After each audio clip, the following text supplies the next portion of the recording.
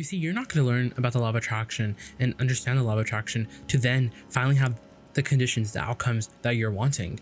You're not going to have conditions that you can just look at and finally be happy, and now you don't have to do anything. That's not at all what law of attraction is about. Law of attraction, being a deliberate creator and understanding the laws of the universe, is all about understanding that you're not here to create conditions. You're here to create your vibration, and in molding your vibration with your emotions, then the physical changes, then reality has to change. But first, the most important change is a change in yourself, is a vibrational, emotional change.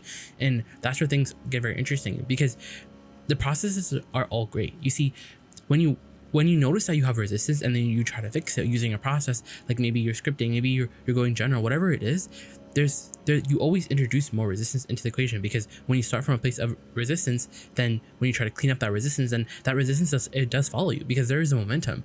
That's the thing about this law of attraction, is that there is a momentum, and so you want to get more out ahead of it. You want to be more prepared. You want to, before life comes at you. So instead of just reacting to life, instead of just having these knee-jerk reactions to life, you're actually tuning your frequency so that when life comes at you, you're more able to sort of control your vibration. Because most people, they're having these knee-jerk reactions to reality, and so they're losing their connection, because reality, what is the physical conditions of your time and space, they're just so enamoring. They get you sort of on these wild goose chases. And so what happens is you get in this attitude of, okay, like I'm going to clean up resistance. I'm going to clean up resistance. And you have a sort of feeling of responsibility towards the reality that you're looking at. You spend so much time trying to sort of ground yourself. And you've heard this conversation about grounding, being one of the earth, but you can't help but be grounded, because you are these extensions of source energy. You are these physical beings in this time and space,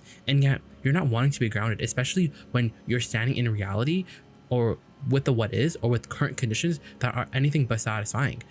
When your conditions are anything but satisfying, don't you want to look anywhere else? And you can look somewhere else, and many would actually call that being impractical, because I have all these things that I need to focus on, and I need to sort of get into focus, and yet none of the details are just not your job. The details aren't your work, because you're not the manager. You're not the law of attraction. You're the one who gets to dream and then enjoy the dream. And then in enjoying the dream, you're finding happiness and satisfaction in the dream, in this now moment.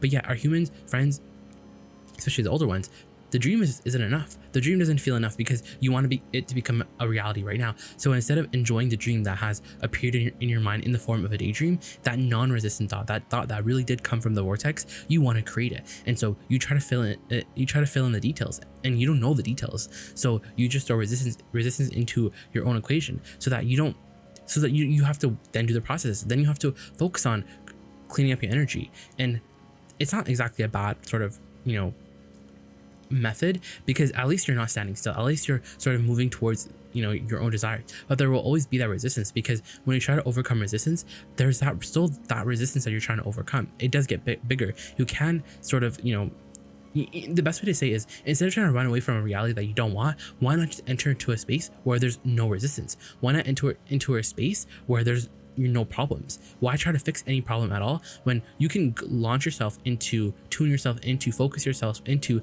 the state of the daydream, where there is no non-resistance? And when you were kids, you understood that, because daydreaming was what you were really used to. But then you sort of have these adults that were shaking, and they were saying, be present in this now reality. And so you learn to be present in this now reality. So when you're coming across teachings like this and you're understanding daydreaming, you think, oh, but that's irresponsible, because I want to be here. I don't want to be somewhere in my daydream. I don't want to be somewhere off in some fantasy world.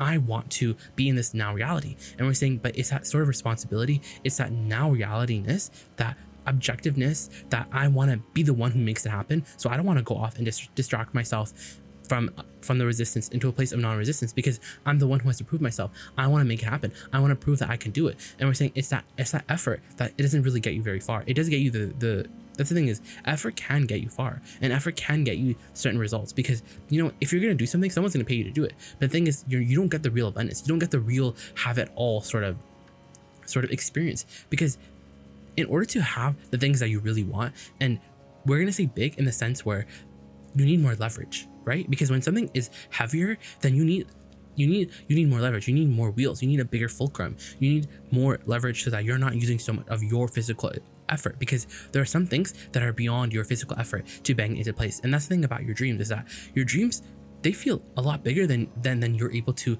physically act right now. And yet that's what our physical friends are trying to do. When they dream their dream, they're trying to figure out, okay, what can I do right now to make that dream happen? And so they watch videos and they get into this attitude of just grind, just make it to the end. Even if you're afraid, do it. And we're saying, but that it doesn't get you far, because it's against the laws of the universe, because you can't move forward from a place of resistance and not have that resistance get bigger. Because that's the thing, is don't worry about your vibration, because it will get bigger. So it will get so big to the point where you can't ignore the fact that, oh yeah, I was vibrating this. And so let's talk about this non-resistant state for a second, because non-resistance is truly where you come from. That's what the vortex is. That's where your inner being is. That's where the other part of you is in this place of non-resistance. And so when you do the processes, when you're trying to fix the creations, when you're trying to tune your frequency into the frequency of this desire and trying to feel better on this desire, there is sort of a value in that. But the thing is, you just have a lot of resistance, and it's not a bad thing, because you don't have to clean any of it up. And it would only be a bad thing if you had to clean it up, but you don't, because your inner being has it all going for you. That's the thing that you knew when you came into this body. You knew that you weren't coming here alone, because if you came here alone, then you really would not have come. You would have said, I'm good, because that's too much. That's why we say you can't be in this attitude of trying to prove yourself and trying to effort, because it's that very effort that introduces resistance into the equation. You see what you, and this is interesting. This is what our human friends do. They see what they don't like, and then from that place of seeing what they don't like, they try to do something to change it so that they sort of can create conditions that they do like. And so we say, well, feel better, find the vibrational essence, and all that stuff is great, because at least then you're focusing. At least then you're more focusing in the direction of wanted instead of unwanted. So you're applying sort of being that diligent focuser. So at least there is that subtle momentum. There is that momentum that will grow. And you can get results, but like we were saying earlier, to get the big things, you have to really be in that state of non-resistance. And that's the piece that you're all really looking for, is that piece of being in the resistance. Because you know what's non-resistant? Your inner being. And you know what your inner being knows, where everything that you want is, and your path of least resistance to everything. So instead of trying to figure out and, because the true mastery of alignment doesn't come from making this thought feel better and reaching for the better feeling thought and going general and being in this sort of effort mindset of, I'm gonna manage my vibration so I can get what I want. That's not really what the mastery of vibration is. The mastery of vibrational alignment truly comes from understanding that I have to be a match to what I want. I have to be a match to my inner being. I have to be a match to my vortex, so that what's in my vortex can come into my mind. And instead of trying to battle it out with the resistance, and instead of trying to rid myself of resistance each day and every day, and gradually rid of myself of resistance, while it is not the worst way to do things, because at least you're putting your emphasis on reducing resistance, which is feeling better. So it's not a bad thing, but it's so slow. A faster way is to understand, and this is what the mastery of alignment and the mastery of creation is understanding that there is a realm where there's no resistance, and you could just go there. You could go there and you can have a really good time. You could daydream, because that's what the daydreaming is. And so the thing about the daydreaming is we have to sort of prove to you or show to you the power of your daydream, because you think that when you're daydreaming, you're creating an image in your mind. So you're like, oh cool, I can create myself, I can see myself rich right now in my mind. But the thing is, what's the power in that? Like, what does that really do? Because the reality hasn't changed. Yes, I can see myself be rich in my mind, and I can feel really good about it because I'm seeing it in my mind, and I'm having that sort of response to it, and I'm feeling good because that daydream is your sign that you're non-resistant. So the daydream isn't that important. It's more that you're in the non-resistant state, because when you're in that non-resistant state, what you're really a match to now is your vortex, because there's no resistance. So instead of trying to start from a place of resistance, and instead of trying to get into the vortex and have that little bit of resistance sort of follow you like a dark cloud, instead of trying to do that, why not just go into non-resistant where there's no resistance? And yeah, of course, you're gonna get to that place of non-resistance, and the daydream is gonna sort of download into your mind. And the daydream is gonna be very, it's subtle at first, because sometimes it's about things that you're not focusing on directly. It's about things that are just pleasurable, because the daydreaming you're not daydreaming to make something happen. You're daydreaming for the pleasure. It feels good to imagine yourself rich than to look at your bank account and realize that you're not rich, because with enough daydreaming, there is enough activation of a vibration that there will be momentum. So that dream will literally call you. It will call things from you that you just can't help but deliver. And so that's what it is. There's a calling. There's your inner being who knows where everything that you want is, and it will come into your mind. The thing is, you really want to situate yourself for the best reception. That's your work, and the best reception comes from non-resistance. So that's how the ideas come, because there's no resistance. So you're 100% a match to your desire. You're 100% matched to your inner being. So that first is a daydream, and then the thing about the daydream is that it's coming from your vortex. So the daydream is a creation. The daydream is a sign. The daydream is really important, because by the time you're getting a daydream, that manifestation is something that is turning into a physical object. But the thing is, when you're daydreaming it, it does feel ethereal, and try to catch it for 5, 10, 15 seconds as long as you can and enjoy it. Not because you're trying to elicit the power of non-resistant thought, but because you're enjoying the pleasure. Enjoy the daydreaming for the pleasure of it, because daydreaming is very pleasurable. It's fun to dream. It's fun to dream. It is just fun to dream, period. And yes, that's your work. That impractical journey, while it's not action based, is vibrationally very, very sort of pure. And pureness is strong, because where a vibration is pure, there is momentum. Whether that's pure, meaning it's focused in the direction of wanted or unwanted, it's up to you, because you're the creator. Our artist friends, they understand this, because to create the art is really easy, because that non-resistant state comes to them naturally, because that's what an artist says.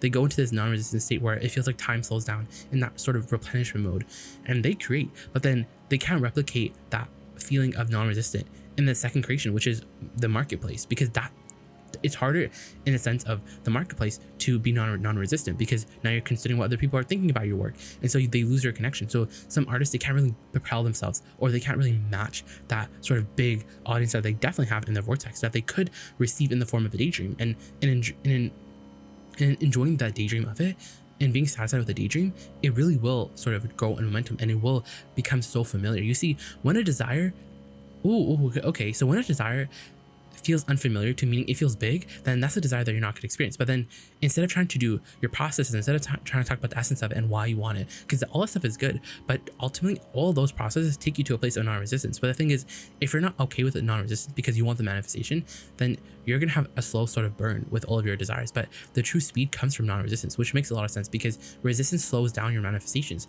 And so if you're intentionally putting yourself in a place of non-resistance, and you're breezing right by, you're receiving things really fast, because you're in this place of non-resistance, similar to the artists that are really big, because the artists that are really big, they figured out how to be non-resistant in the creation of the marketplace, because they, of course, even entrepreneurs, they create their product, and now they have to create the marketplace. Now they have to find the people that want, and law of attraction will do all that, but you have to emit the signal, right?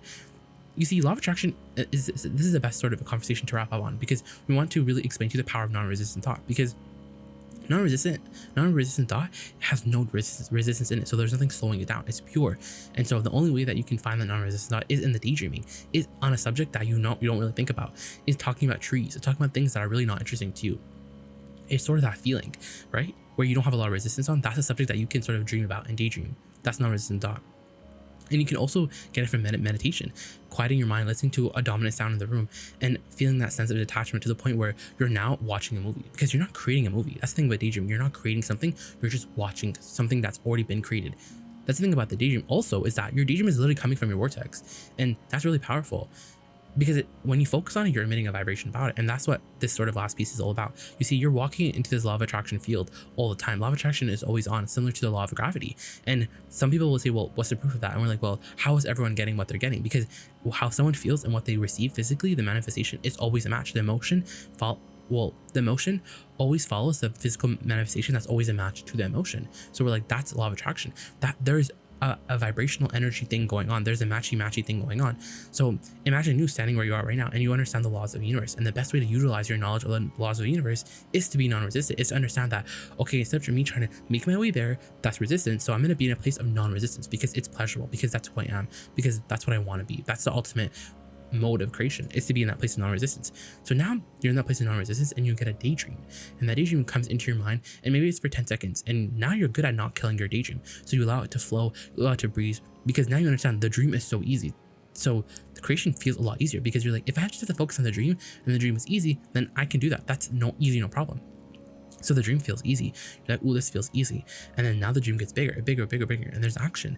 And then do you see the true power of it? Because now when law of attraction is responding to law of attraction doesn't know if you're daydreaming or if you're actually seeing it, because it's all about your vibration. So isn't that interesting? You can offer your vibration in response to what you're seeing, or you can offer your vibration in response to what you're sort of seeing in your mind's eye, what you're daydreaming about.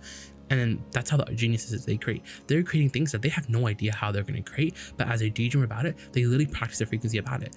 And since they practice their frequency about it, and since it feels good, and they continue to focus on it, then law of attraction thinks, oh, this person is stable on that frequency. That is who this person is. They're rich. And all the while you've been just been daydreaming about being rich. You've been seeing yourself in your homes. You've been seeing yourself. You go right to the success, because that's what daydreaming is all about. Daydreaming is about seeing yourself as already a success, because then you skip over everything. And that's the thing. If you can understand that the dreaming is the easiest part, and that's why creation is so easy, then you truly have mastered non-resistant thought.